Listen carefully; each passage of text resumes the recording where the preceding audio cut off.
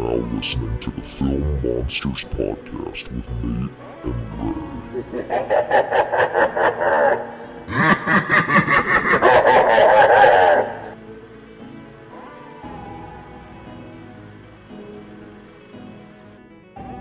Well, hello, everyone. Welcome to the Film Monsters podcast. I am Nate. And I am Ray. And we're back with another episode. But before the episode starts, Ray, I know that I had a little bit of a joking tone, but I do want to kind of get serious for a moment. Obviously, this is not recorded on the day of, but today, when we record, is Trans Visibility Day. I wore my shirt here, and I just want to tell you, like, Ray and I are both in agreement. We are very supportive of the trans community. We love trans people. I feel like there's a lot going on in our country right now about people trying to rid transgender people of their rights. I saw things about, like, kids not being able to get gender-affirming care. It's a scary fucking time in our culture for transgender people, and I just want to say, me personally, Ray, we love you. If you're a trans person that listens to the podcast, like, we support you. If there's trans people out there that feel like they're not being heard or that they feel alone or scared or any of that, Ray and I's DMs are always open. Feel free to talk to us. Obviously, neither one of us have ever been through that experience, but we are both willing to listen and we both care. Worst case scenario, I'll send you a picture of this cute guy. Yeah, and he can bring your spirits up right away. But I just wanted to mention that really quickly because I do think it's important that if you have a platform, you say something. Yeah, and also, hail Satan. Also, like, no, just in general, like, I feel like if you're someone that it's the main reason why we started this podcast. We're just a bunch of weirdos, and we remain those weirdos, except now we have a platform to be weirdos. Mm-hmm. So honestly, like, it's, we live in a world where we live in the best time to have diversity, but the worst time to represent it. Mm-hmm. So, like, this is what we're trying to do. Like, we are just a bunch of weirdos that never really fit in anywhere else. And by happenstance, we met each other, and now we're able to geek out about things that most people think we're weird about, but we don't care. No, we're going to keep geeking out about the things that we want to geek out about because that's what makes this so beautiful. And yeah, I just wanted to mention that really quickly. So outside of that, we have another interview. Yay! Woo! Can you believe we've done 4 of these, Ray? Jesus Christ. You know what? For me, it's not so much that I can't believe we've done 4. I can't believe people keep saying yes to us. I know. And luckily enough, Ray and I were talking about this before we started recording this, but, like, we have been really lucky that we have talked to a group of 4 directors and 1 actor. Well, I guess the Addams are also actors in their own films. We talked to these people that come together and make film, and they've all been really humble and wonderful. And I think that's a lucky thing because you could get a douchebag where it's really uncomfortable, but luckily we have not had that. No, we haven't, thankfully. And another thing that I just want to add, and this is just something that I want to, this is a blanket statement for everyone we've interviewed. We've been really fortunate that the four interviews we've conducted, everyone has been so humble. Mm-hmm. Everyone has been so nice and inviting. I am like 100% sure all the people we've interviewed could run circles around me with film knowledge, but they are still humble and just excited to be part of the conversation. Because a lot of these people could easily just, like, tell me, dude, you don't know anything, go back, you have no business talking about film. But I love that they're not like that, and I'm really appreciative of it. And I think part of that reason too is because, and you guys can tell when you're listening, like, it's not like Ray and I are sitting here with a scripted set of questions. It's more just a dialogue because we're not professionals. We're just guys that like movies, that we want to talk to these people, that we watch their films and we really love them. And so I think having it as more of an open dialogue and a conversation makes it less uncomfortable. It just makes it feel more like, hey, I met this person at a coffee shop and we're going to have a conversation and other people get to hear it. Yeah. And also, this might get me canceled. So I apologize if this gets us canceled, Nate. I still haven't seen The Godfather. So there. I haven't seen The Godfather either, so don't feel bad about it. I just like I said, I just watched Stalker for the very first time, and that was like a carnal sin amongst film lovers that I'd never seen that movie. So it is what it is. You get to it when you get to it. But today we are interviewing Mercedes Bryce Morgan, who we've actually already interviewed if you guys haven't got the gist yet. But we had a really incredible conversation with Mercedes about her film Spoonful of Sugar, which if you have not seen it yet, for Christ's sake, Ray and I told you to watch it last week. It's on Shudder. If you guys watch the podcast and you aren't subscribed to Shudder by now, like what the hell are you doing? Also, like, I was reading just some comments about the movie. It's kind of a polarizing movie. It looks like it kind of has people. Some people love it, some people hate it. We personally really enjoyed it, but if I can say anything about these films, especially these independent movies from Shudder, just go watch them and make up your own mind about it, because there are people out there that are just checking off a box. I watched it, I reviewed it. But a lot of these movies have a lot to say, and we just kind of go make up your own opinion about it, is what we're saying. Don't even listen to us. Go watch it. And that's what I really loved when we talked to the Adams, that quote that John said, which he was like, I really love the horror community because you guys come out to watch movies. Like the horror community watches movies, but like when you're watching something like this, especially an independent film where you can tell like they did everything to get the funding and to support the film and to get the film made. Like, regardless of how it resonates with you, I think you'll be able to respect the energy and time and effort that's put into the film, because like, this isn't a Christopher Nolan. This isn't a Wes Anderson. This isn't a Martin Scorsese. This isn't a person with unlimited amount of funds to do whatever they want with a movie. This is a person that is like doing what they can with the budget that they have to try to promote a really good message. And what Ray and I hope you guys get out of this conversation is Mercedes was very intentional with the subject matter in this, and it's really thought-provoking subject matter that should leave you with something to sit on for a little while and to think about. I wish this episode would have aired during the month. I mean, it's filmed during March, but it's gonna air in April. We can't stress this enough. We just did an episode on it. Women filmmaker, they're important. And their voices matter, and we want to hear more. So please, if you know of any female filmmakers, hell, even if you know of like maybe your friends are starting to get a film off the ground or something, let us know about it. We love to talk to them. Yes, that's what Ray and I always want to support, people who are making strides to try to get art made that is really important. And we want to talk to people from all different backgrounds and that aren't just straight white men. We really would like to have as many different people from as many different backgrounds. Please bring them on and listen to this interview. Really listen to what Mercedes is saying, because I think she's saying some really important stuff in like the most inviting way possible. Absolutely. So without further ado, here's our conversation with Mercedes. Enjoy! Yay!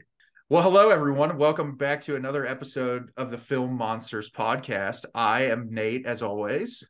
And I remain Ray. And we are joined by a very special guest today. Would you like to introduce yourself to everyone? Yeah. Hi, guys. My name is Mercedes Bryce Morgan, and I am the director of Spoonful of Sugar. And we are so excited to have you, Mercedes. Ray and I are very big fans of Shudder. We love Shudder. We've both been with them for probably since the inception. And we talk about their movies quite a bit. And every time I get on there, I'm always so excited what new material comes out. And I remember when your film came on, I was so excited just from the poster. I didn't read anything about it because I don't typically like to before I watch it. And I know we talked a little bit before we started recording, but your film has so many incredible themes that it explores, whether it be like mother and child dynamic, the psychosexual nature of the film. There's so many amazing elements that we want to talk about with you. So I just wanted to say thanks for coming on. We're both really hyped about this. Yeah, no, thank you. I'm so excited to be able to talk about these things, what happens behind the scenes. So thanks for having me. Also, like a little caveat. So my older brother does a lot of the artwork for our podcast. And normally like we will record and I will send him the concept so he can design the thumbnails for the episodes. This one, like I immediately looked at the poster. I'm like, oh, I know absolutely what I want you to do. Hell yeah. That's so awesome. So I want to start off. So like I said, the film really explores a lot of very interesting concepts that I think we could talk about for a really long time. But I just wanted to ask you, when you were coming up with the concept for the film, did you always have in mind all of the concepts that the film was going to explore, or did you just have like a general plot and you thought, I can expand off of this based on the characters I'm writing?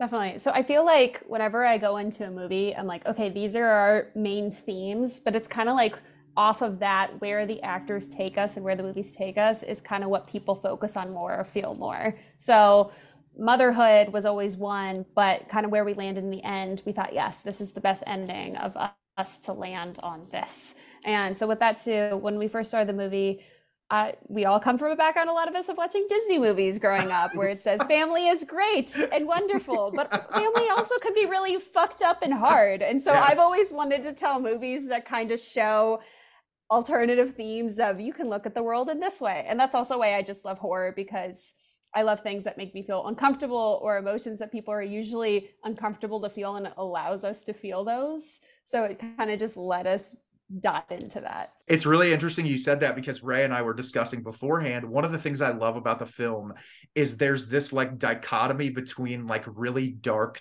subject matter and also this innocence.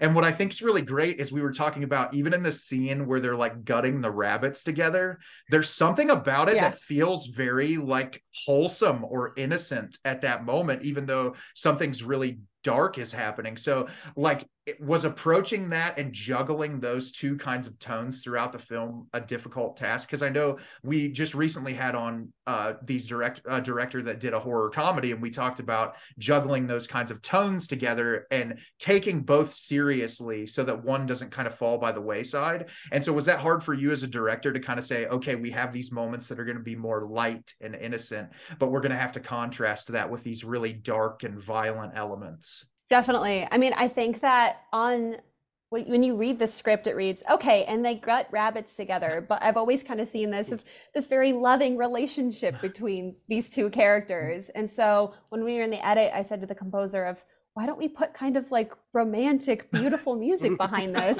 And we turned to each other and we're like, oh no, oh yes. And so we kind of approach it with that of like, what we're feeling, kind of hard to wrestle with what we're seeing, because it's like they bond over things where we go, oh, they're so cute together, Millicent and Johnny, but also that's kind of fucked up. Like, she's giving the kid acid.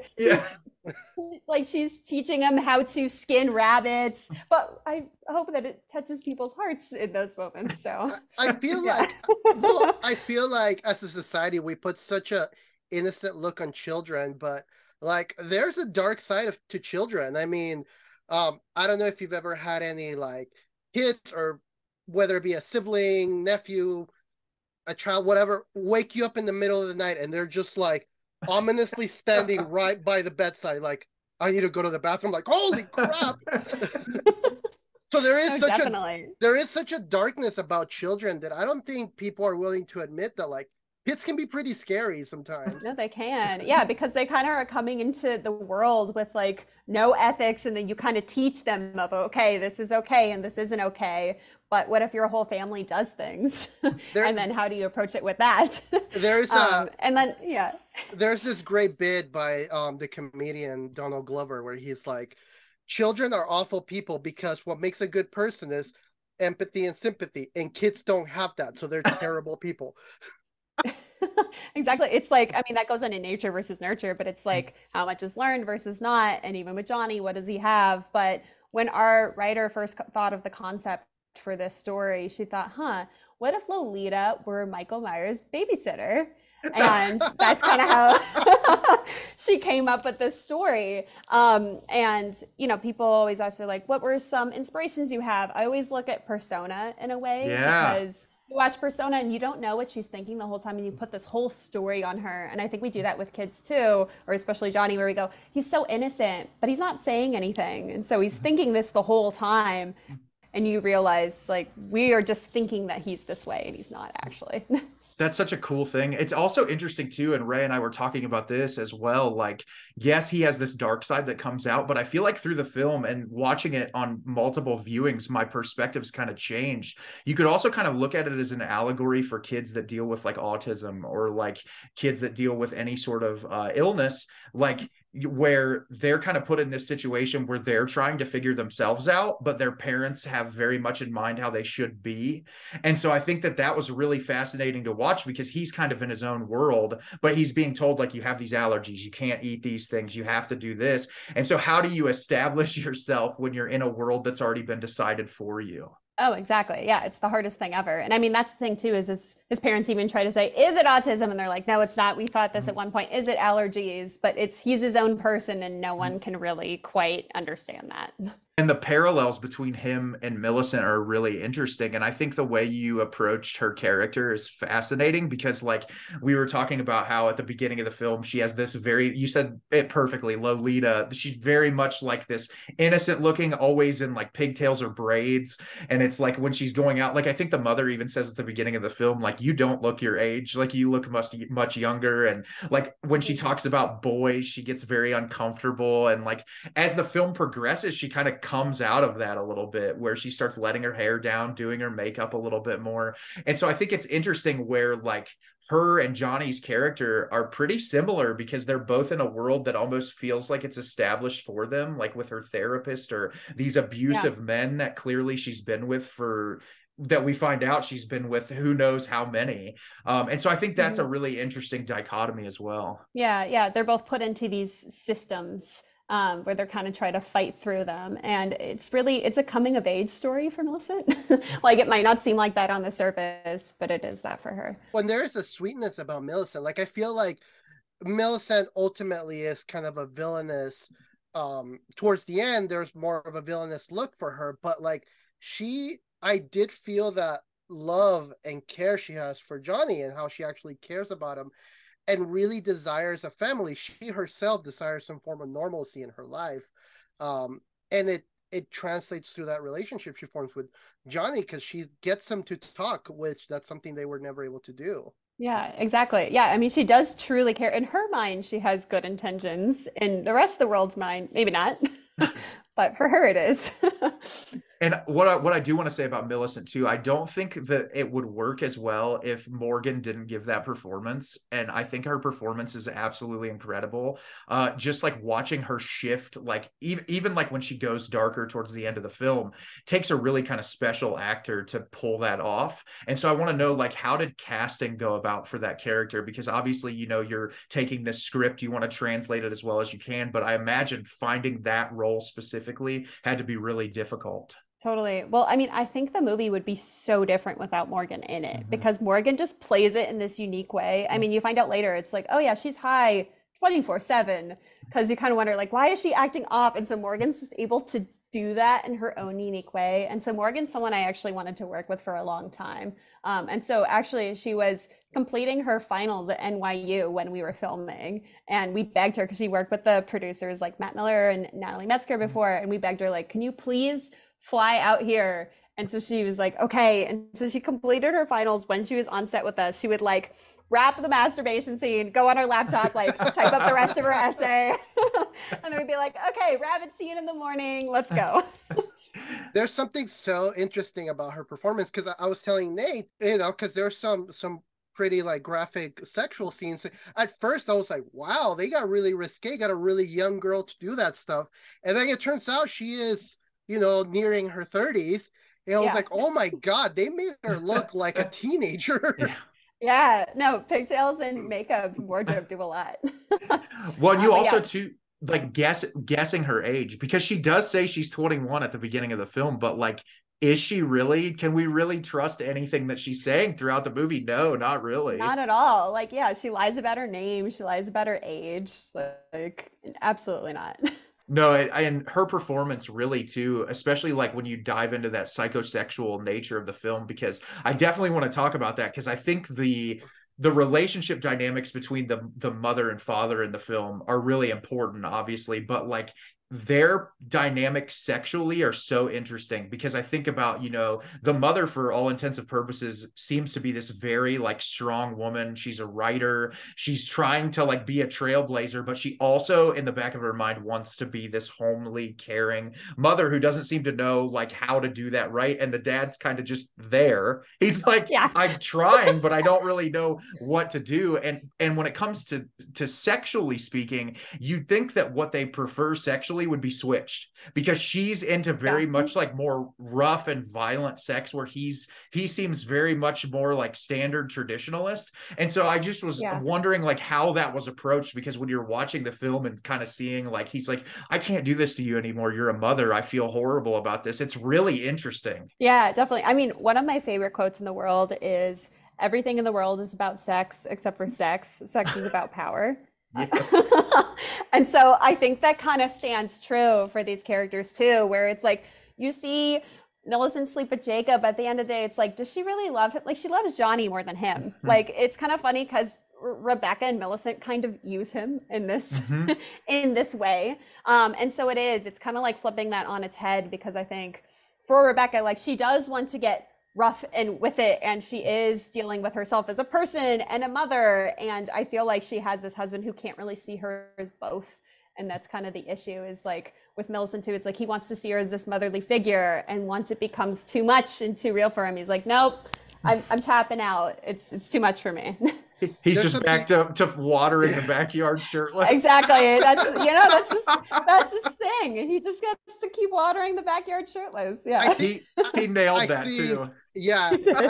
I do think there's something to be said though about that relationship, that obviously neither of us are identify as females, and neither of us are, know the experience of motherhood, but I feel like there is this identity crisis that women go through when they have children, that's like, oh, because I'm a mother, now I can't be a hypersexual what have you. It's like, oh, you're a mother, where even breastfeeding in public, which is asinine, is seen as like a no-no.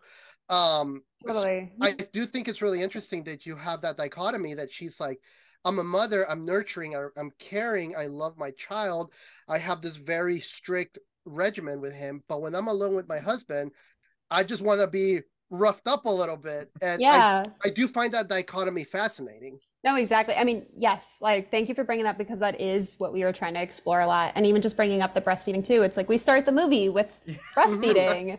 And so I just think that's something that's interesting, is I think that people try to separate that a lot, but like, people are sexual creatures, women aren't, mother are sexual creatures. And so when we see one scene on a bus where she's breastfeeding a child, and then we see another one that's a very sexual scene with a demon creature, it's like seeing those next to each other, like we're not used to seeing that. And it's like, how can you be both? And you can, but these characters struggle with that a lot. Well, I think that's also comes to like society's force on you as to what you need to be, and like looking at this very like stereotypical idea of you have to look this way if you're a mother and a father, you have to be this way with your child. And I like that the film pushes the unconventional standards of that, while at the same time being like, well, at the end of the day, you're probably going to get fucked still, even if you try to be something different. Society ends up fucking you one way or the other. And that's what I like about the movie, is just the way that you're able to explore those topics and cover subject matter that is relatively taboo, but in a way that is like, it just leaves you thinking about it. And I did want to talk about, we talked a little bit about like, there's a lot of sort of like religious imagery in the film, especially like the scene where they're playing by the nativity scene. But I was talking to Ray, because I think what's really fascinating is the scene you were talking about, the masturbation scene with Millicent, and like she's masturbating and she starts to bleed.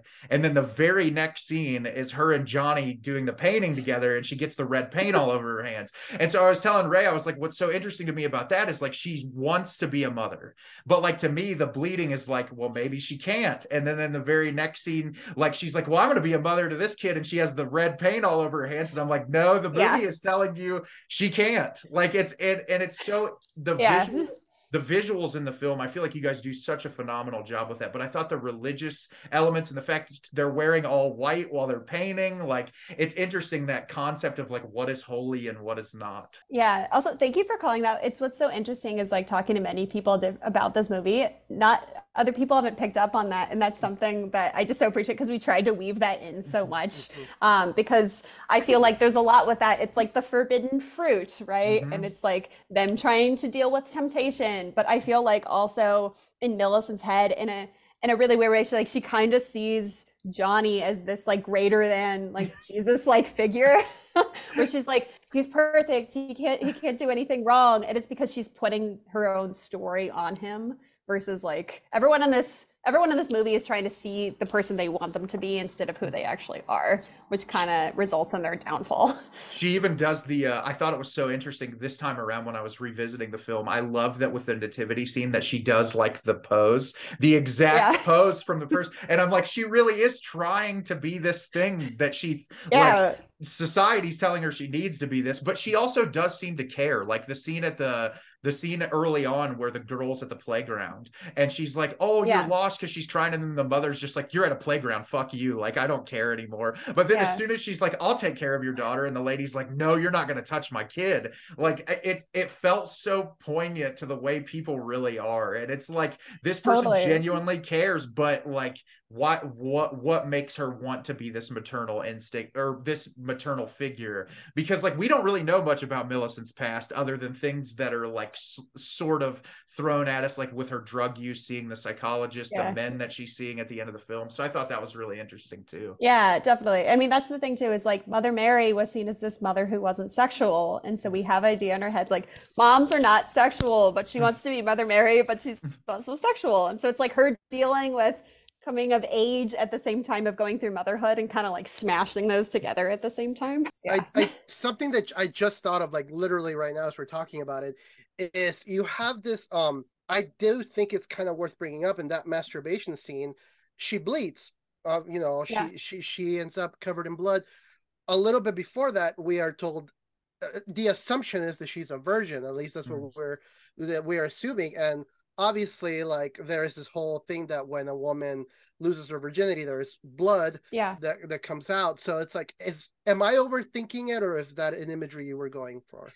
No, 100%. I mean, like, I like people to be able to interpret it however they may, because I like people being able to have conversations about things. But for us, we put that in there as a way of people thinking like, okay, is she a virgin? Is she not? Because we see that. And then as she goes through, we go, oh, she's had this past. And so it's kind of leaving people up to interpret, like, what is the version of Millicent you want her to be? Like, is she a virgin or is she a whore? You know, like, what is she? And it's however you want to view her for yourself.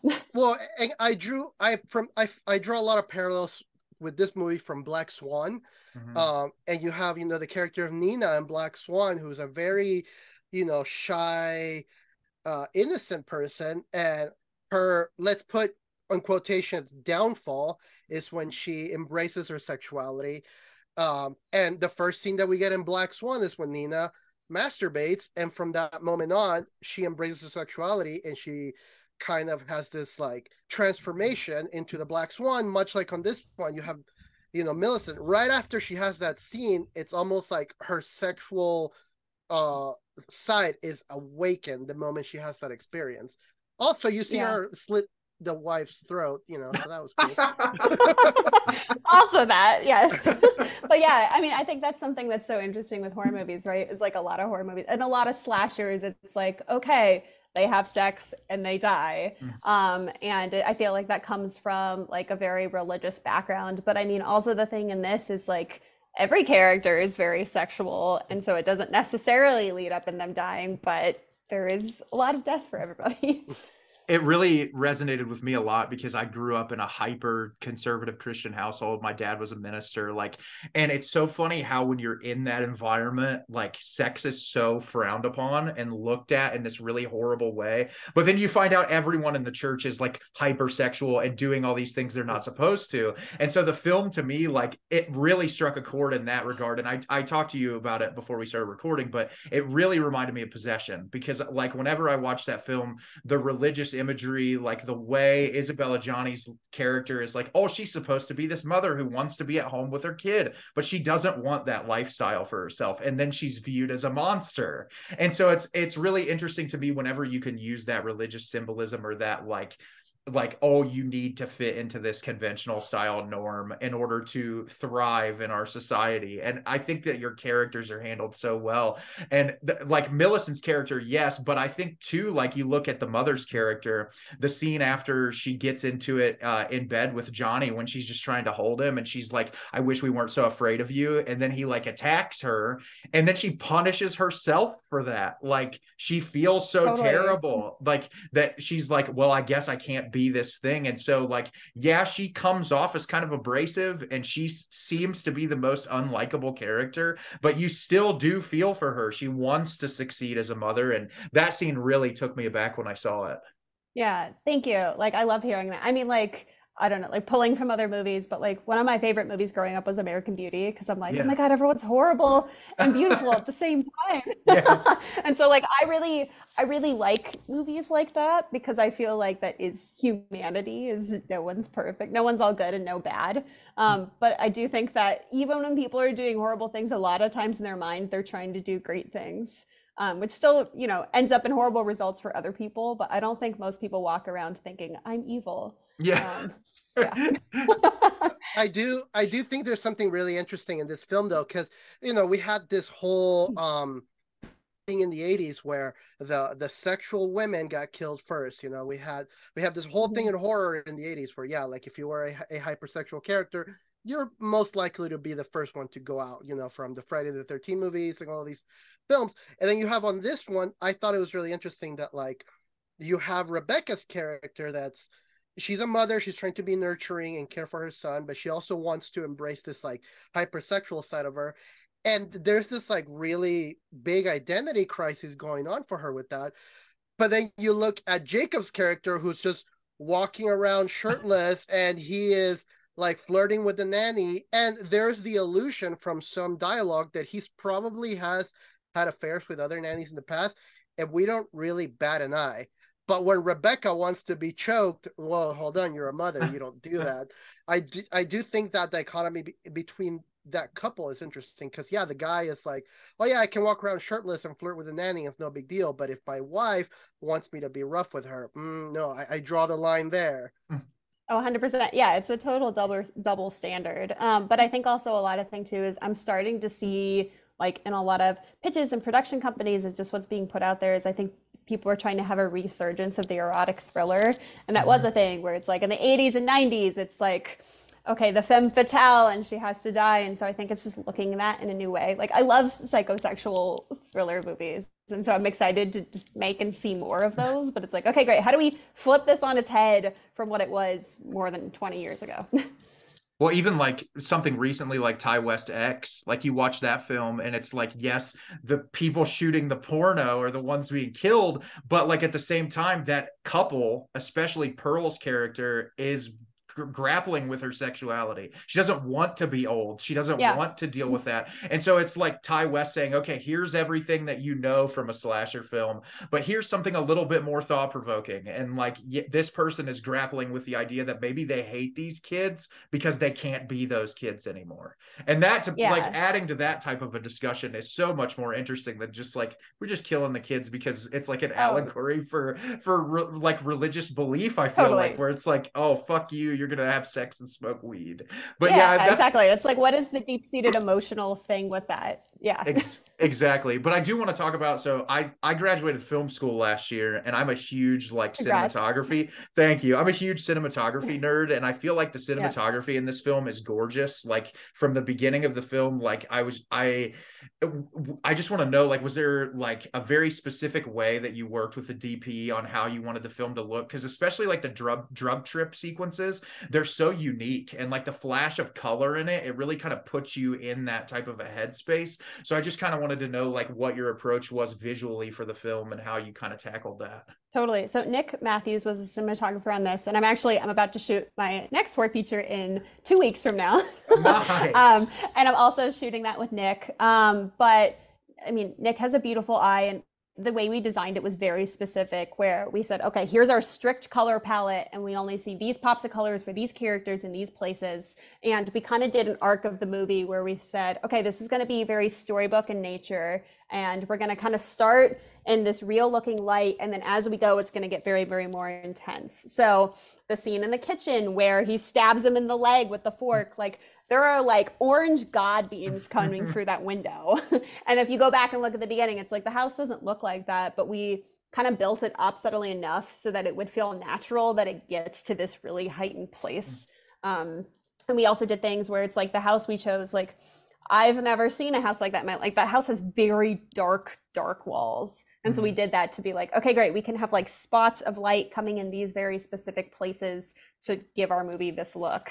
Because we looked at houses, we're like, this is all windows. We're like, nope, doesn't work. Like, not our house. Yeah. No, it looks great. I do love that. Like, I do love that even though the house, because when you look at shots from the house from the outside, it looks like a fairly big house, you know, like a wealthy home. But when you're inside the house, it feels so claustrophobic. And then the hallways, when you're shooting scenes like of the hallways or when they're in the living room or, you know, the kitchen, it feels very narrow and like claustrophobic that you wouldn't normally feel like. And obviously the darker color walls and everything helps, but from the outside you're like, oh, this is like a big rich person's home, and then you go inside and there's this sense of claustrophobia that's just makes you feel like something is kind of off in this home. And I feel like the color palette really brings that out. Yeah, no, thank you. And something like we tried to do too is basically shooting the sex scenes in oneers and like one takes. So if it's like, you know, for example, the scene in the apple orchard where they're having sex in the apple orchard, we thought, okay, we could shoot this from many different angles, but if we're just pushing in and you're just wondering like, okay, are they going to get caught? Like, we're just here with them seeing all of this happening. And so that's something we tried to bring into it too, of like, when is a moment where we shouldn't cut and just stay in this moment? And it works really well. And I do want to talk about too, because on-set stuff really fascinates me. In the world we live in now, as far as like shooting intimacy scenes, when I was in school, we talked about like how they have on sets a lot of times now, they'll have like intimacy counselors or people that like work with the actors. Did you find like approaching those scenes, like, was there a pretty open dialogue with the actors? Like, how do you go about that? Because I know like when people like they're put together in this space and it's like, hey, we're going to put you in this really tight, intimate moment, and like how to keep everybody feeling comfortable and normal with that. I just find the stories, because I know it's different for every set. Yeah, definitely. I mean, like, 100%, we have an intimacy coordinator. It's something that's like very important for us, because I think everyone needs to go have their own conversations of, if people are pressured near the moment and it's like, are you okay with this? People will feel pressured to say yes, just because they want to show up and do their job and go all in. It's like, no, you should think about, is this actually something you feel comfortable in? Like, we have all the conversations beforehand. And the way that I like to approach intimacy scenes is the same as a fight scene or a dance scene, where it's actors, we're not really doing it, we're going through the motions, just the same as like someone's not actually getting socked in the face, like it's all, you know, simulated. And so it's just like us talking through the beats beforehand to make sure that everyone's like mind, body, and soul is okay and respected when we're going into it. And then it's kind of like we have the beats like a dance, where we're like, okay, here's movement 1, here's movement 2, here's how they flow together, and we approach it like that. That's awesome. I love hearing stuff about that, because I actually was lucky enough, we got to talk to a few intimacy coordinators in school that worked on that. And I feel like the whole industry itself is evolving and being a lot better about those types of things. And so I just wanted to hear that, because I know your movie has a lot. So it's like approaching those scenes and making sure that they're handled the best way possible. But I think the actors all do a phenomenal job in conveying the subject matter to the film and doing it to where it feels realistic. Yeah, which is so cool to hear. Yeah, no, everyone was very much like, okay, like this is the type of movie we're making, like let's go. And it totally works that way. And I do want to talk about, obviously the ending of the film is very like intense. You have a lot of like reveals that are going on, but you have a lot of like things early on in the film that in rewatching it kind of hint at that. Like, I love the scene at the beginning of the film where like Millicent's walking through the house and Rebecca's like looking at the wall and she's like, who's that in the picture? And she just pulls it down really quick. She's like, don't pay attention to that. At the end of the film, when, you know, Millicent is stabbed at the end, Ray and I were talking about it. And like, to me, when I watched that scene, it feels like, you know, this mother-son bond has been forming between these two people. And I was wondering, and obviously I'm sure it's up for interpretation, but like to me, that was really like his form of love to her is like he sees himself in her eyes. So he's like, I'm not going to let you suffer what I'm suffering through anymore. Here's your release. And I don't know if that's like part of the mindset in it, but I just think that's really interesting because like he does call her mom at the end of the movie. He like sees her in that way. Yeah, no, exactly. I mean, that's the thing is like Johnny connects with people through violence, right? It's kind of like what his life has been. It's like they skin the rabbit together, and then even in the end with Rebecca, where he bites her, and for her, that's the moment. And same with Millicent. And so it's just kind of a fucked up way that in his mind, that's what that is.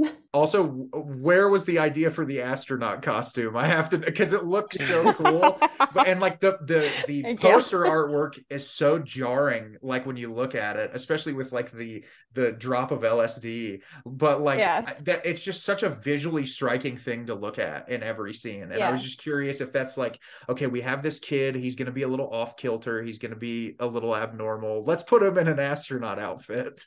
Yeah, I mean, that was actually something the writer came up with on a later draft, because we were thinking like, okay, if his parents are really afraid of allergies, what do we do? And she goes, astronaut costume. And I was like, oh, Leah. And what's so great about Leah too is like Leah is actually a babysitter and works with kids a lot.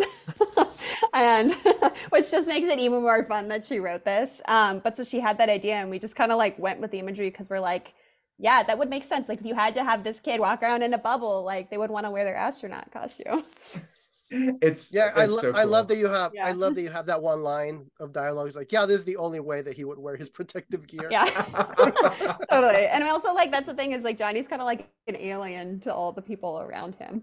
So it was like leaning into that as well. It works so well. And I did want to bring up too, because we were talking about the power dynamics. I think what's interesting, we were talking about Millicent's character and how like she's seen as this very like innocent young character at the beginning of the film.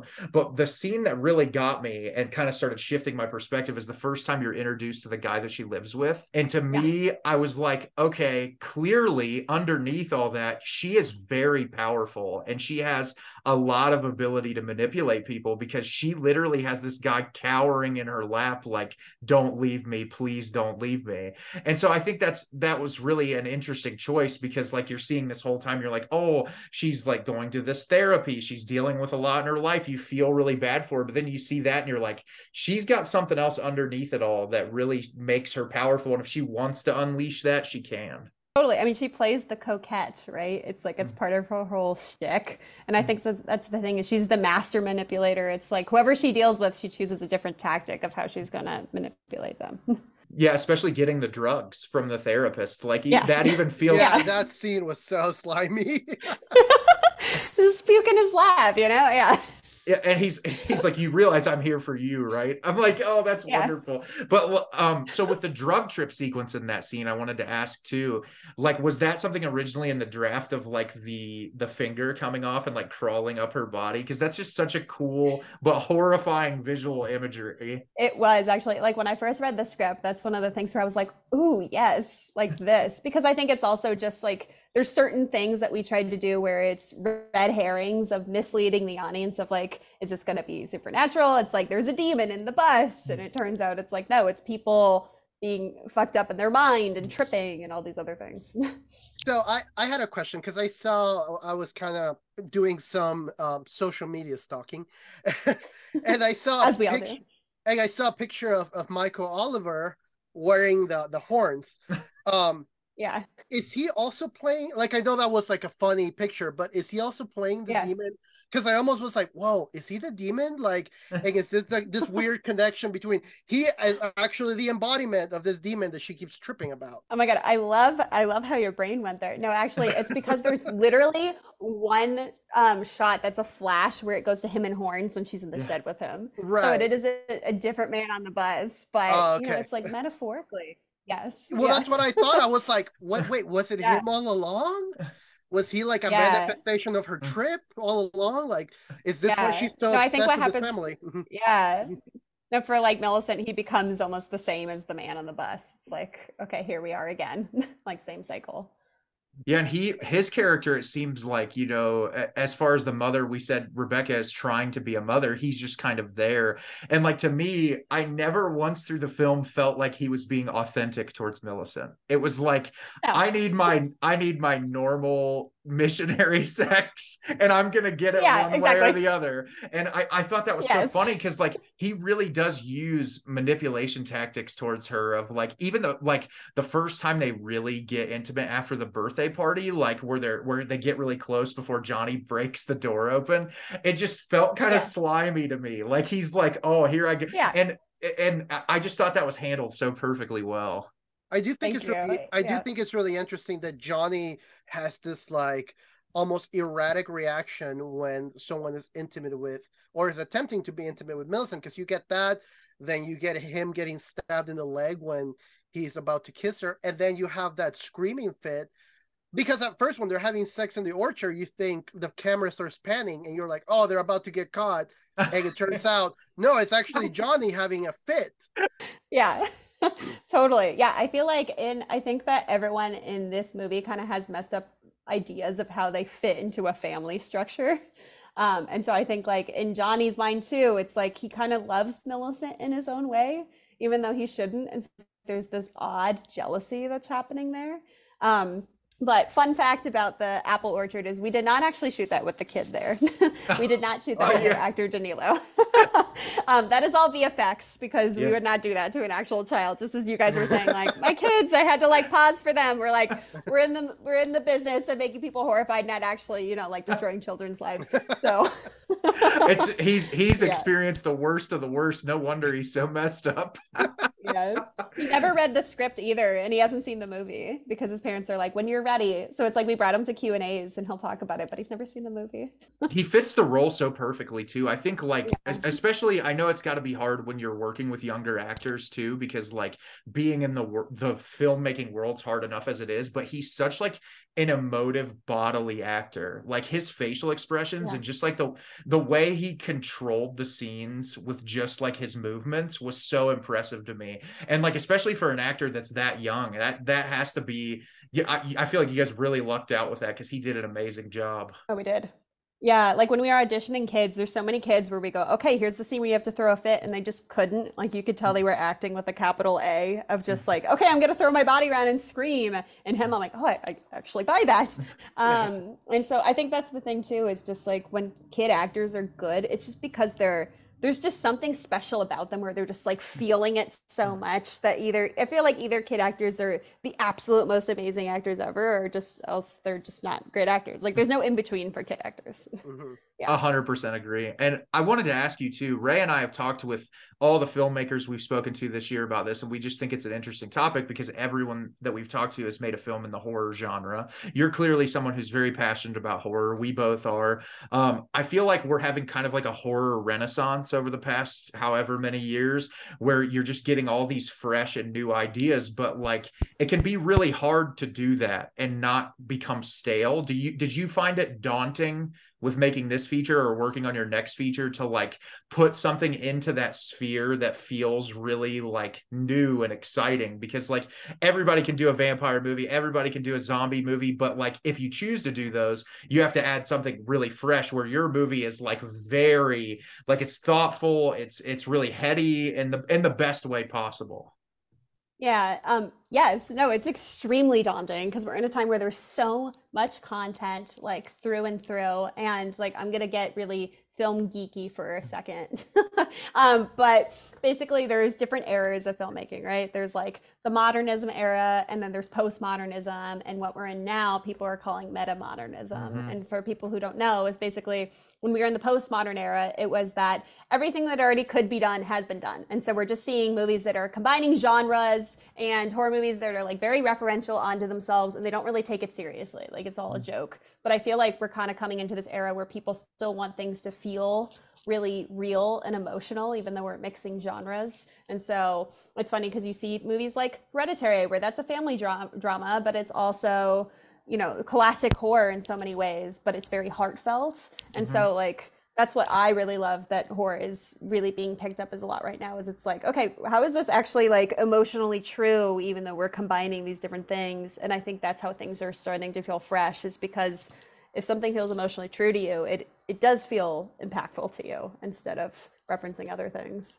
That's the beautiful thing about the horror community too, is I feel like a lot of people who gravitate towards horror have like had something in their lives that has been more traumatizing. Totally. Like we were talking, we did an episode last week where we were talking about female filmmakers, and we were talking about Jennifer Kent's The Babadook. And that actually sort of reminds me of your film in a way, because you're using this familial dynamic and adding like a more supernatural element in it to really make that stick. Where it's like, yeah, here's this creature, but at the end of the day, it's a woman suffering PTSD and dealing with raising a child on her own. And like, I think that's what I love about this era of horror specifically, is I feel like so many directors are like, okay, here's a concept we all know, but how can we elevate that and make it relate to people? And that's why I wanted to talk so heavily about your concepts in your film, because I feel like, yes, at the end of the day, you can watch your movie and just get a really tightly well-made movie that's very suspenseful, has a great third act twist, but you can also unpack a lot of really amazing ideas that will stick with you for a really long time.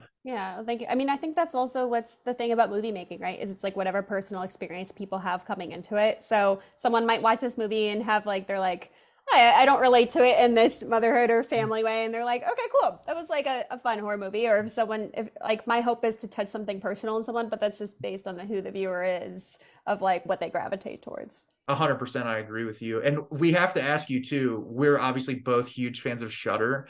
And so I feel like your film works perfectly on Shudder, where it like, Shudder doesn't seem to ever pick up films where it's just like, we're going to grab as much as we possibly can and throw it on our streaming service. It really does seem like they search for quality, and they really want to give independent directors a voice. And so Ray and I really love them for that. And so we always ask directors, we've been lucky to interview a couple other directors that have been on Shudder, and we just wanted to know kind of how that relationship formed and like how you were able to get your film on their streaming service. Totally. Those guys were the most supportive ever. Like, I've come from a background with studios where I've gotten the note like years ago, not naming names, but where people will watch it and go, this made me feel really weird and uncomfortable. Like, take it out. And I'm like, no, that's what we were going for. Like, I'm glad you're feeling that. That means we're doing something right. And they would just have us like cut it out of the content. And I'm like, that was the best part.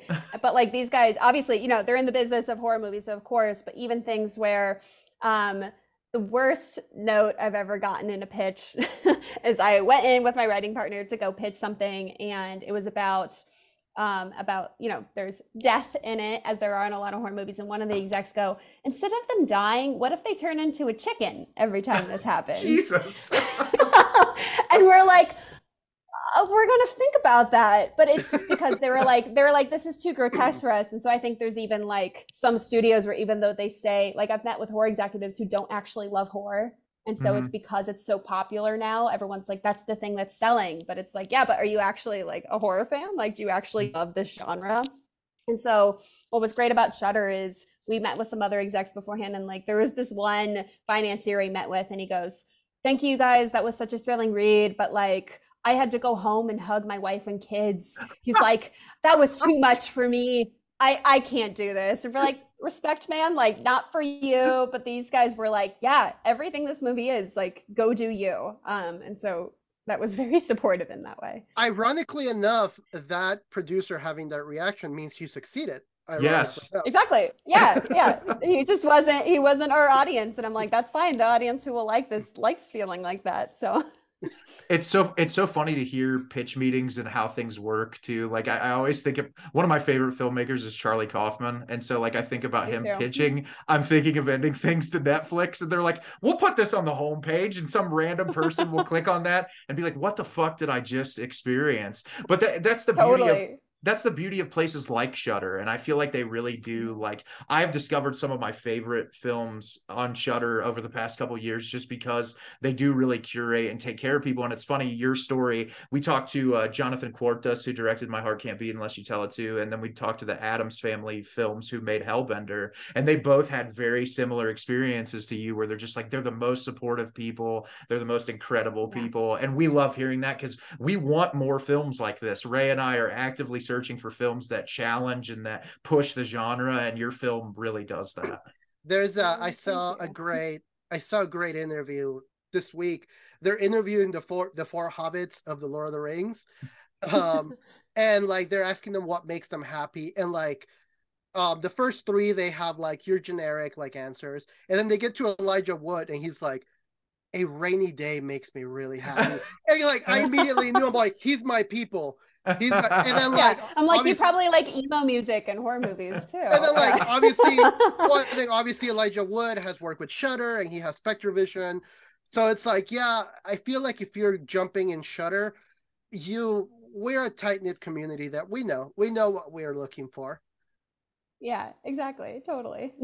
Yeah, it's great to hear that story. Those kind of things just really excite me. But I do want to ask, because we love asking this question. We talked a little bit about some films. Are there any like real big influences for you that you feel like come through in your work, like people that have inspired you that like not necessarily you're trying to emulate? Like I know Jim Jarmusch said like steal from everybody, which is like one of my favorite quotes from a Yeah. filmmaker. But like are there people that you find like come through in your approach to directing, or like how to like make your content resonate with an audience?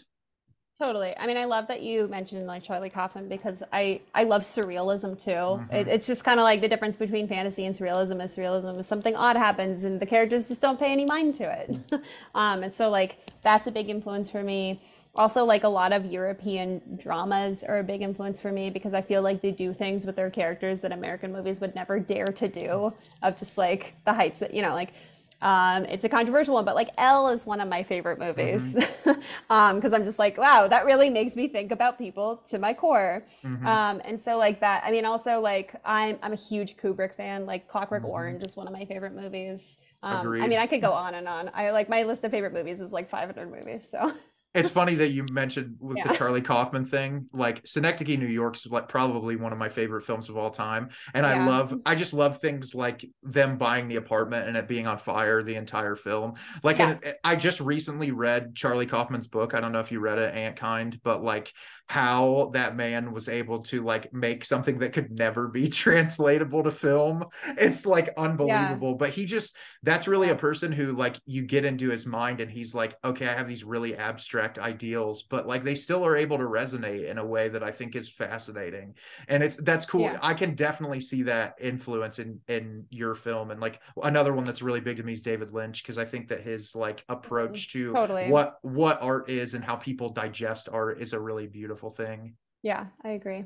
Through and through. So we also want to ask you, you said you're working on a new project. Can you talk about it at all? Is there anything that you can say about the Not project or really, sadly. No, not? I can't. I wish I could. Yeah. But my other movie, Fixation, was at TIFF, and it Awesome. should be coming out this year. And that's also like psychological horror, and that one is even more surreal than this one. So I yeah, love stay hearing tuned on that. when that one's coming out. Yeah, and this one will probably be out next year. That's really awesome. And it's cool that you're working on so many projects. Like we always get so excited. Everyone we've talked to is like, we're working on this and we're like, we're ready. And obviously like when you make that, we'd love to have you back on to talk to you about the Yeah. next project. Cause this conversation's been really great. Just being able to dive into those concepts. And I love like where your head's at to like the idea of like, it really is all about how you interpret it, right? Like how the art resonates with Yeah. you. It doesn't really matter. Like at the end of the day, like it means this.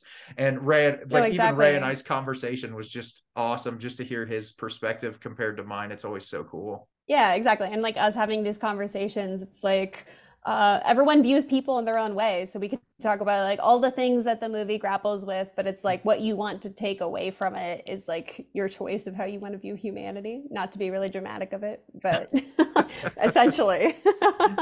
Yeah. I feel like a lot of these films, though, especially like this one, yeah, it's a horror movie and you have all the horror elements of it, but I feel like it's almost cathartic to look at some of these movies and be like, oh yeah, like obviously I'm not gonna go on a killing spree, but I can relate to that anger, to that frustration. Yeah. Hell, even that like sense of wanting to be more sexually open and sexually free. I feel like a lot of people, will watch whatever have you, and then there's all this censorship going on. You will have, we're trying to freaking ban drag shows and TikTok Mm. and stupid stuff like that when in reality, I actually saw this great TikTok, oddly enough, that this one of the congressmen is complaining about how TikTok only shows all these sexual things, and then somebody was like, should someone explain to him how the algorithm works? That's so funny. Yes, yeah. So I just think it's really interesting watching these films, and like it really puts a mirror to us, and we're like, no, we all have these messed up thoughts, but maybe they're not so messed up. Maybe they are more normal than we give them credit. Yeah, exactly. And I think that's the thing, is like talking about these things that people have always been so scared to talk about. I mean, what's funny about this film is a lot of the alone moments for the characters. You know, it's like a lot of dramas, characters have alone moments where they think things over, and in ours it's 2 masturbation scenes and a cutting scene. And so it's like, these are the alone moments you get with these characters, and it's those things are things that make people uncomfortable, but we're gonna show them in their own light. So I do think it's interesting that like somebody would get uncomfortable by like a masturbation scene as if they've never masturbated in their life. No, exactly. And then people are like, oh yeah, we can see someone stab someone. It's like, well, have you seen someone? Not as many people have seen people stabbed in their normal life. Right. So. It's always funny to me, what makes people uncomfortable in film is oftentimes like real life. It's like, oh, the things you want to be sheltered. Like another one of my favorite filmmakers is Yorgos Lanthimos. And the reason why I love him so much is because he takes those concepts and elevates them to like 100. And it's like, okay, I'll make you really fucking uncomfortable. But like at the end of the day, isn't it really just like indicative of how we all think? And why shouldn't we push that boundary? I have a theory on that, actually, where I think that it makes people more uncomfortable because it feels more real to them. I think like because people haven't seen people like slashed in the face or something, when they see it, it doesn't have as much of a reaction. Whereas like when I watch horror movies, if someone gets like stabbed in the hand, or like a fingernail comes off, or they get their foot hurt, I like have a reaction because I've had those things happen to me more than if someone's like face gets sawed off. And so I think it's kind of the same of like masturbation scenes. It's like everyone's like, oh, I know what that's like, and so it affects them more. It's funny because like it makes me think of a couple of years ago, someone recommended I watch Bone Tomahawk, and I watched that film, and that person got sawed in half, and I'm like, yeah, it's a horror movie. But like after I watched Julia Ducournay's Raw, and when that girl was eating the raw chicken out of the refrigerator, I almost vomited. I'm like, that stuff really makes me sick compared to like some elevated gore scene. Because like at the end of the day, I think is when you think about filmmaking too, you're like, okay, I know that this is like visually altered. It's not really real. But like something like that, even though you know the actress isn't eating chicken, it's like, oh God, it just feels so real. I saw a great, exactly. I think on Shudder, oddly enough, on the 101 horror moments, they talked about that scene on what movie was it? I forget the name of it. It's a zombie movie where that infamous scene where the lady gets poked through the eye with a piece of wood. And it was Lucio Fulci's. It was a Lucio Fulci movie, and they talk about why that scene is so like impactful. Is like, we know what it's like to get something stuck in our eye, so when we see the piece of wood stabbing through her eye, it makes our skin like crawl, because we know what it's like to get something in our eye. So it makes you far more uncomfortable than if somebody gets their head ripped off, because we don't know what that's like. Yeah, totally, definitely. And like one more thing on that too, but like my other like nerdy film theory is, I think a lot of times in cinematography, we think things are beautiful because our human eye isn't used to seeing it. So a lot of times when we see things in slow motion, we're like, wow, that's so beautiful. Or we see like underwater shots, and it's because in normal daily life, we can't see people move in slow motion. So that's my other theory, but I think that those work in different ways. Is that why Lars von Trier is obsessed with that? He's just like, this is so beautiful. It's like a moving painting. Yes, exactly. Yeah. And also, then he has... like, we also don't have a pretty score playing in the background either. No. Yeah. No, that's true. Yeah, that's a really, I never thought about it that way, but that's really interesting, because as far as like film, you're able to capture a lot of things that people just can't see with the human eye on a day-to-day basis. Yeah. And like how much of beautiful cinematography is just us in our heads, like, oh, we just don't see this regularly. Like, oh, right. Totally. Yeah, definitely. That's fascinating. Yeah, I love talking high concept like that. Like just graduating film school, some of the shit you hear people talk about. I'll talk about, those type of film things all day. 100%. And we want to ask Yeah. you, we ask every single person that's come on the podcast. You're a director, obviously. If you could work with any actor, we try to get 3 out of people. Is there 3 actors or actresses or people that you would love to direct? Because I know that it's daunting, man. but like, Yes. Oh man, there's so many. Let me think about this. I wish I had an answer up front, but there's just so many that I'd want to. I mean, one that I would have, but isn't no longer alive is Gene Wilder. yes, Gene Gene Wilder is one of my Wilder. favorites. Yeah, Gene Wilder, I think it was my answer for a long time because he could be like really big and really small and like very gentle. I think that would be my number 1 answer, even though it's not possible anymore.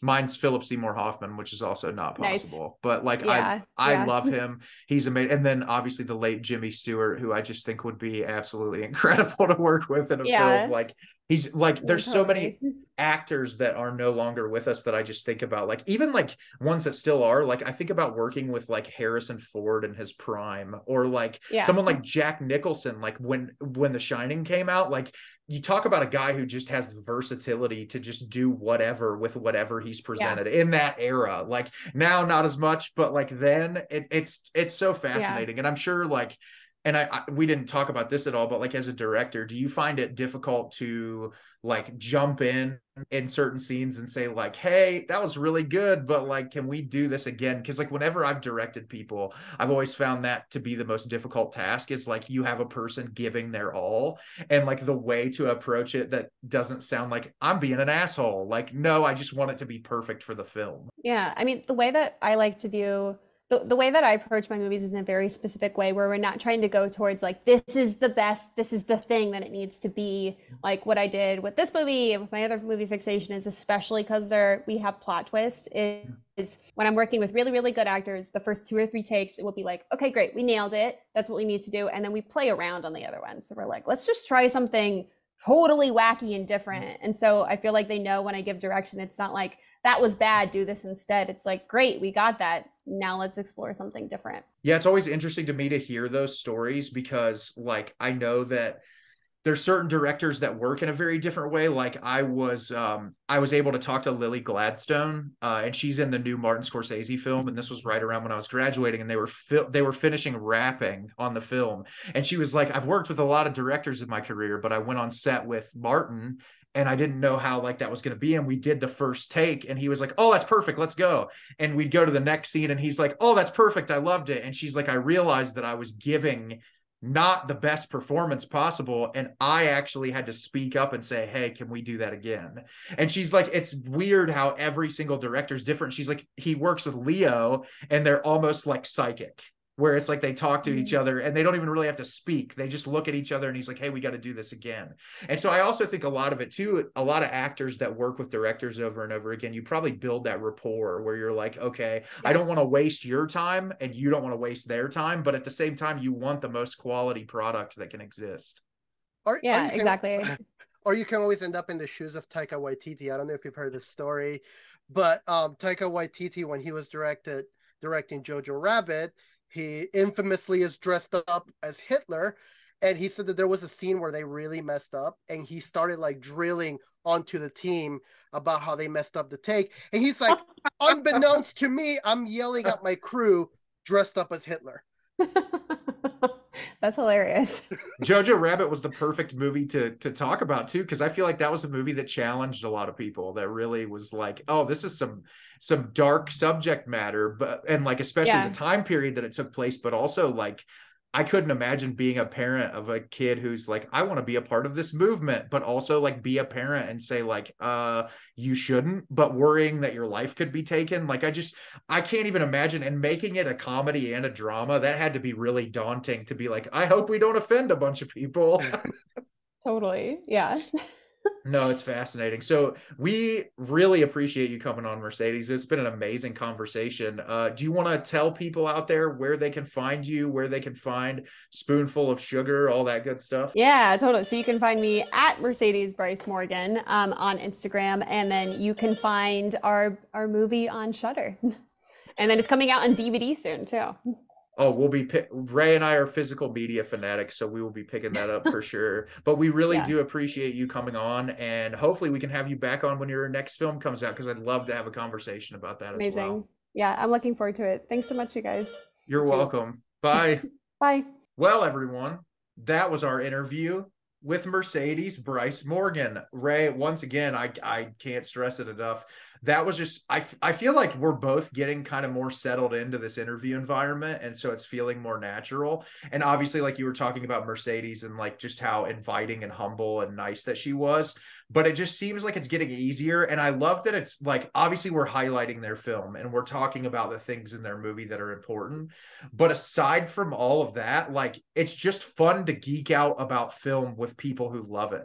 Yeah. Oh, 100%. I feel like there is such a like, I don't know. When I watch a lot of these very formulaic interviews, it's like, tell me X, Y, and Z, and that's it. But to be able to see the person light up when they ask, because I mean, that's the reason why you and I started this podcast to begin with, so we can just be unfiltered and unashamedly geeky about the stuff that we love. And you could tell Mercedes seemed like, and I don't just say it for Mercedes, but every director we've had on, they seem so humbled. They always are saying thank you and like, oh my God, I'm so glad that you pulled that from the film. And like Ray and I love hearing that. Like that makes my whole week whenever they get that excited about like just picking up on a little nuance in a film. Like Ray, you're doing pretty good right now, but I feel like you caught every single filmmaker off guard. Like you got Mercedes with one today. I feel like every single time we've interviewed someone, they're always like, you got something that nobody else has got. Maybe they just need to talk to more people, man. No, well, they've all done interviews. Clearly we're doing something right for all of, and the thing is like, Ray and I love doing this. We obviously love doing our own episodes. We love talking to each other about film. Like, honestly, our Women's History Month episode last week was one of my favorites that we've done so far. It was great. I love bringing light to important issues like that. I love bringing up films by marginalized groups of people so that way more people can look into them and know about them. But these interviews, like it's just another level to be able to watch a film, love a film, and then be able to talk to the person who made it. Like that's like the full circle film lover's dream. Yeah. So I'm really excited, just kind of the future and being able to talk to other people. And again, we keep stressing this. Go get yourself a Shudder account, for crying out loud. I really want to get a new shelf of films, or a new shelf for like my Blu-rays, that I have one shelf that's going to be the Blu-rays of everyone we've interviewed. That's genius. And just do it that way. But it's not, no one else will get it, but it's going to be in the order of the interview that we've done. Like it's not alphabetical. It's just going to be like, so this is the shelf of all the directors Ray and I have interviewed. we do like our Criterion corner eventually. Yeah. And honestly, like it'll be cool. I think what would be a lot of fun is like next year if we do an episode, like a retrospective reflection on all the directors we've interviewed, where we kind of, maybe we talk about the films again and like how they're still sitting with us and like the new project. Just give the audience an update about what all these filmmakers are doing, because despite us having the conversations with them, we genuinely care about these people and what they're doing. We want you to support them. Like, as you heard at the end of that interview, Mercedes has a movie coming out this year and a movie that she's working on. Ray and I, if there will be screenings in our area, will go to the theater to go see it. Like that's what we want. We want to keep supporting these people so that they can keep doing what they love. Yeah, like I've said this before. No shade if you're into like the mainstream movies. Like I watch plenty of like mainstream movies. I enjoy my Godzilla movies. I just saw John Wick recently. Like I love my mainstream Hollywood movies, but if I can support an independent filmmaker that's trying to make it, like I will give them my money. Like I don't mind, big radio bands like Ghost, but I also would love the little punk band playing in garages too. So same thing with filmmakers. Like, yes, I'm gonna go watch Oppenheimer, but at the same time, if I can watch like a little independent movie, I will do that too. And I will try to, highlight those as much as I possibly can. And that's one of the things I love too. And Ray, I know like this is kind of going off tangent a little bit, but like as somebody who does film reviews online consistently and really interacts with that community a lot, I feel like there's such like a gatekeepy nature to film where like people are like, well, if you like this type of film, then you're not really a film lover. And I love, you talked about it in our very first episode that we ever made together about how like this is never supposed to be that. This is just like two dudes talking about movies. And guess what? I can't fucking wait for the Indiana Jones movie. I am so excited about it. I am so excited for the Disney Haunted Mansion movie. Even if it sucks, I can't wait to watch it. And guess what? I'm also excited for these little films on Shudder that are coming out. It's just like what Ray said. We're here to just geek out and talk about film, but we really want to pay attention to these independent filmmakers so that they can keep pursuing their passion and do this for a really long time. Because like movies like Spoonful of Sugar, they're awesome and they're fun and they're exciting and they're different. So a little bit going off on a tangent here. There's something I wanted to bring up real quick before we move on to our next segment. I don't know if you remember when we did our episode on anticipated movies of the year. Mm-hmm. I extended a challenge of try to pick a movie to go as blind as possible. I have yet to see any trailers on Beau Isn't Afraid. It comes out in April, and I think I'm actually going to make it to the movies without having even seen a single trailer. Unfortunately, I cannot say that because I saw it before. I saw it before Scream 6.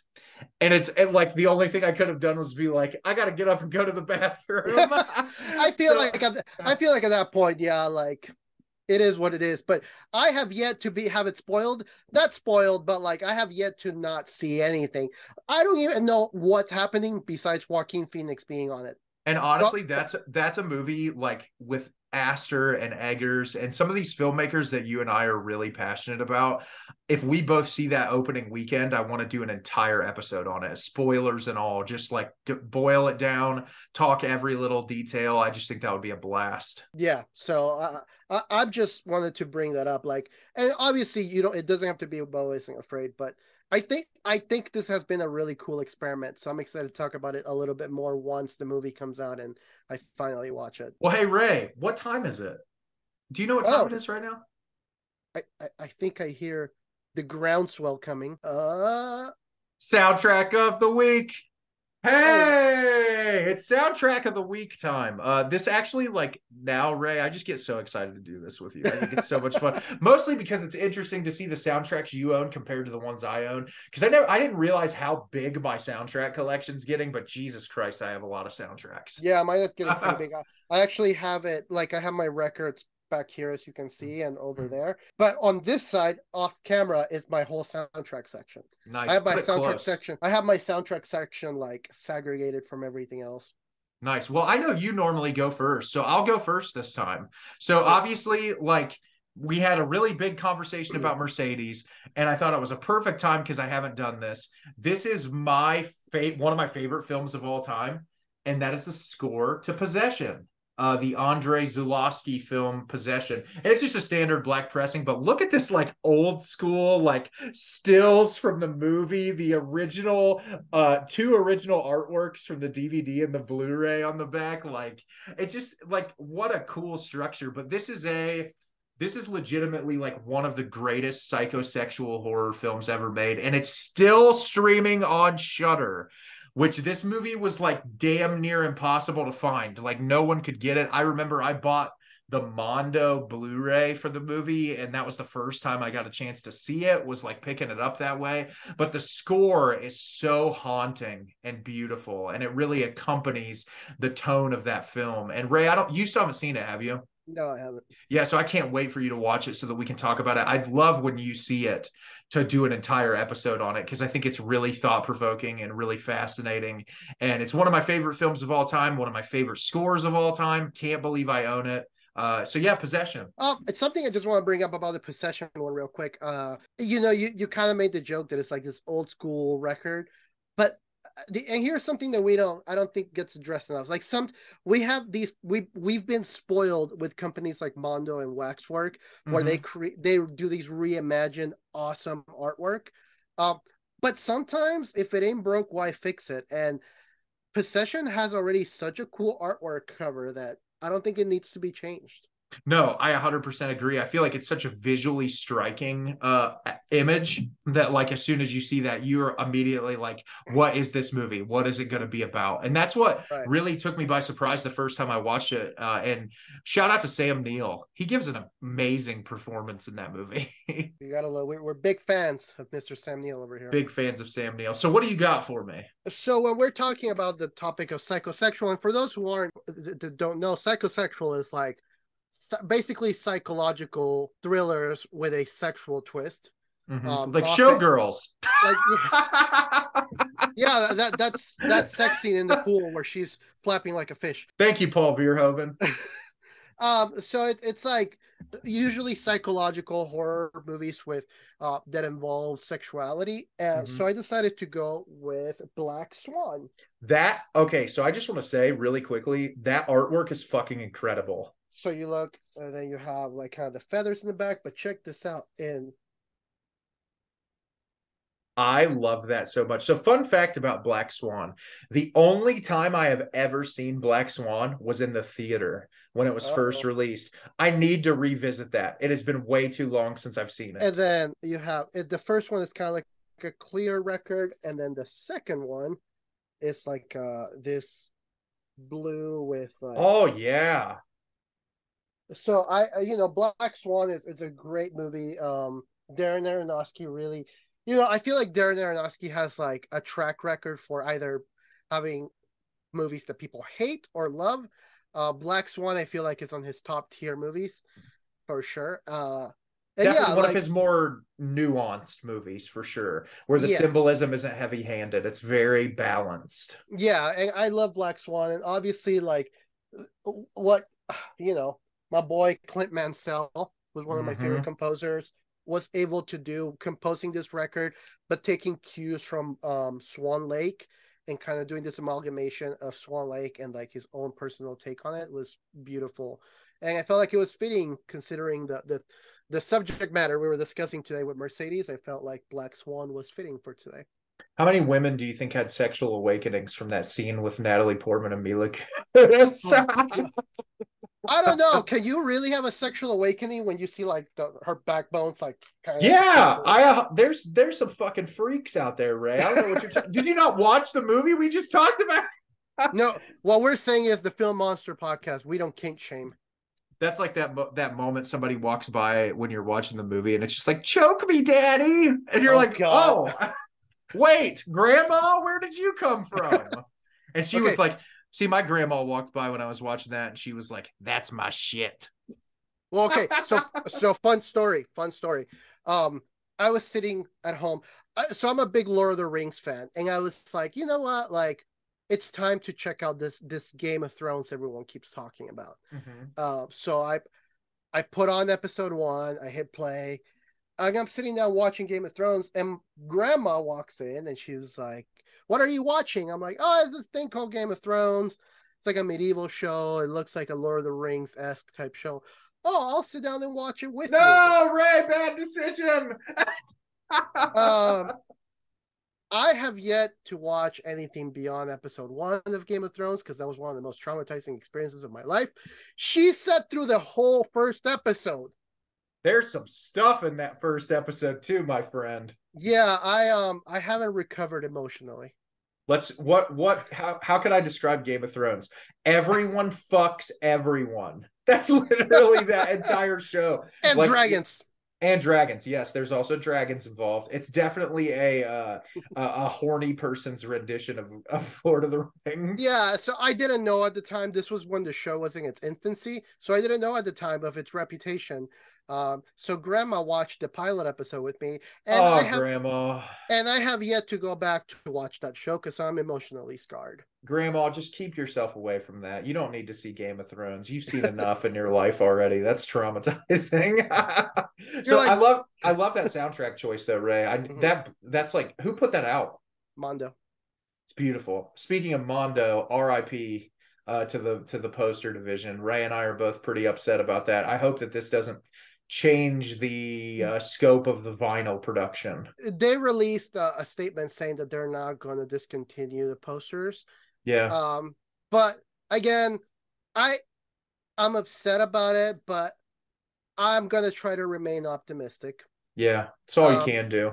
Yeah, because like it sucks, but I mean, after contemplating and thinking on it for a while, it's like, are we really that shocked living in the capitalistic world we live in? Well, you think about Shudder last year, AMC Plus or AMC did all those layoffs, and most of them were Shudder members or Shudder producers and stuff. It's always upsetting. You just know how many people are affected, which is what kind of upsets you. And then it's something that you love, and then you work. I mean, even Criterion did a bunch of layoffs recently. Yeah, so I'm gonna remain optimistic. Obviously, I'm not just gonna. I know there's a lot of people that are like, screw Funko and Mondo. Where I'm not gonna go to that extreme. They are a business. They're a business. I'm still gonna support them. I'm still, gonna keep, especially with all the great choices that they pick. I just hope that the quality doesn't take a swan dive. It's just what I'm hoping. I completely agree with you. So yeah, that was our soundtrack of the week segment where we tangented a little bit, but you guys always enjoy our tangents. Don't lie.